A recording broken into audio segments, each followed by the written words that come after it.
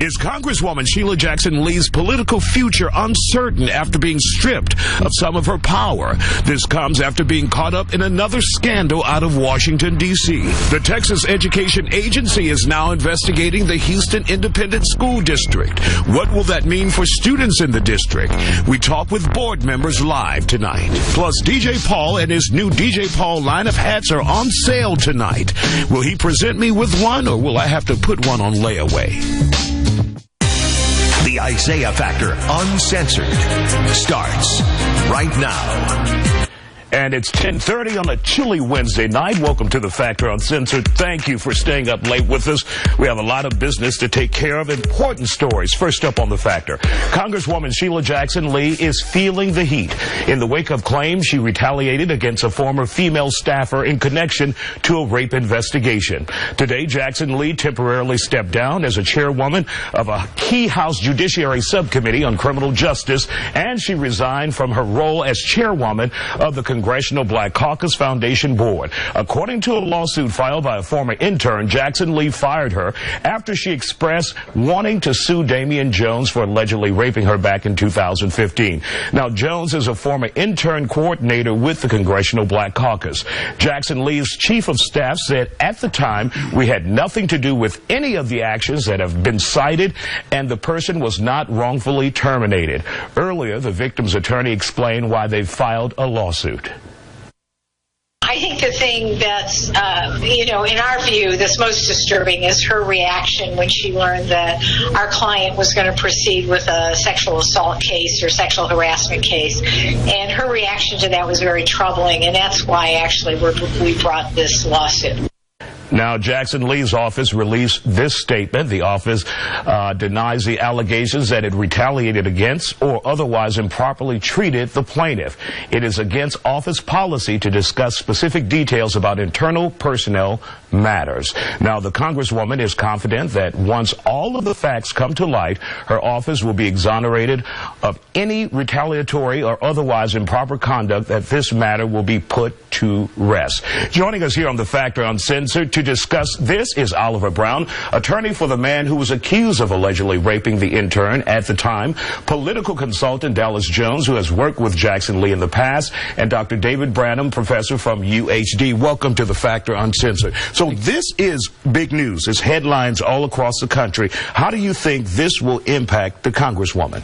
I don't think it's going to have an impact on her because, first of all, my client never did anything to this woman. He actually did try to help her when she was engaging in conduct that she shouldn't have been. There was never sexual contact between my client and this alleged victim. And I believe that with that being a fact, that there's no way that Sheila Jackson Lee would have known about anything because nothing happened. So what is she alleging in the lawsuit? Well, she's saying that somehow that he bought alcohol for her, which is false. She, in fact, was purchasing alcohol herself. She did become intoxicated at one point in time and got into a fight with some other intern, okay, that she had lived with. That's how she ended up having to stay at his place. He was, as an intern coordinator, just attempting to try to keep her from getting in trouble and losing her internship. And then I guess for her to cover her bases, she went ahead and tried to say that he committed some type of sexual assault so that it would throw bad light on him to take the spotlight off of her. The police did an investigation. He complied with the police, and the police determined that there was no rape. And that's why they never came forward with charges. Now, that was back in 2015. Yes. And now we're in 2019 and still no charges. Still no charges. Okay. Dr. Branham, taking a look at this case when it involves the Congresswoman, right, do you think this will be politically damaging to her from your perspective?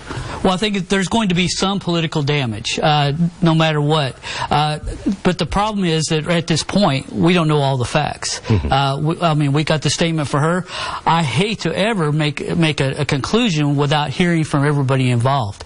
But let's say that the facts are that she did actually fire this person, maybe, and she can't really establish a really good reason, and it looks like she fired her because she was going to sue the foundation.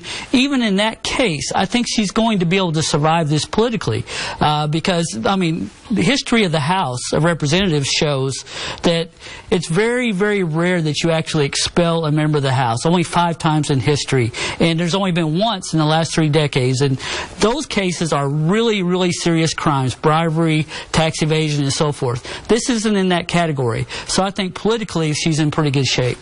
One of the things that you said, Dallas Jones, in the past earlier today was she is in a district where her constituents know her work history, they appreciate what she has done, and they will be understanding in a case like this. Well, I think the Congresswoman has served the 18th Congressional District for quite some time, and she's been overwhelmingly reelected. She's had minimal opponents in the past, and the district has showed that they're happy with the work that she does. In addition to the work that she does in Congress and in working in various caucuses and organizations, the Congresswoman is the type of representative that will show up at your funeral, your bar mitzvah, your birthday party, and everything else.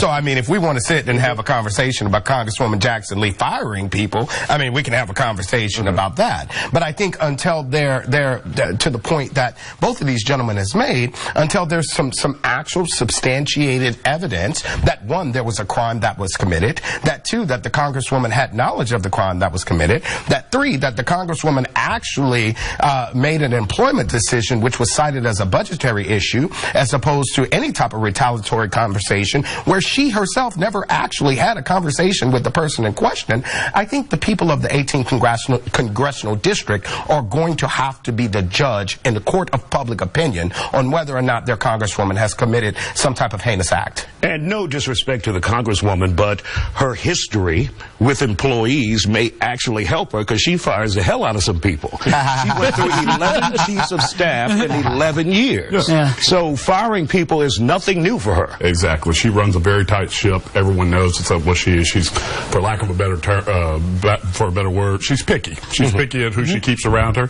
and she changes out her staff frequently if she feels that they're not meeting the standard.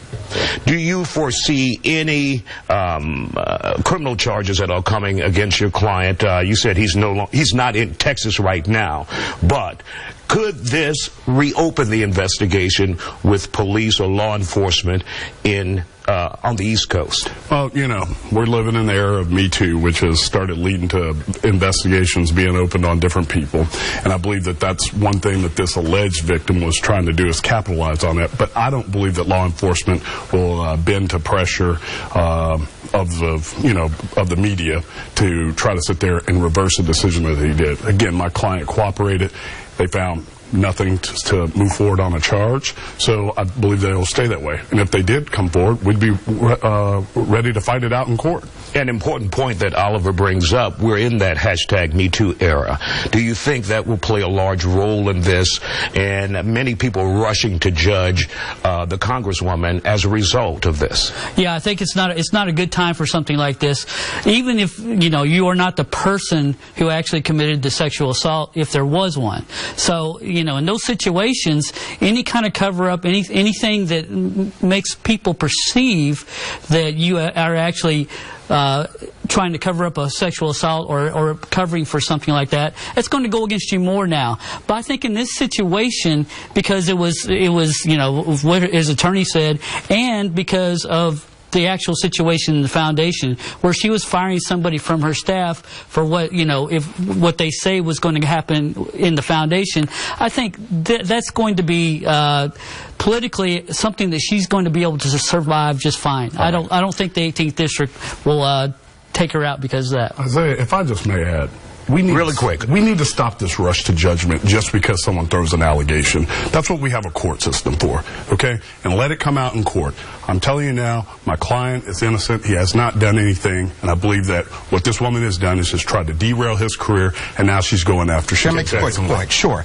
Let's be very clear about something. In American politics, Sheila Jackson Lee is a lightning rod. But one thing she has also been, this is a woman that has led the charge for the cause of women issues in the United States Congress. It was Congresswoman Jackson Lee that organized female members of the House to march towards the Senate in protest to Brett Kavanaugh.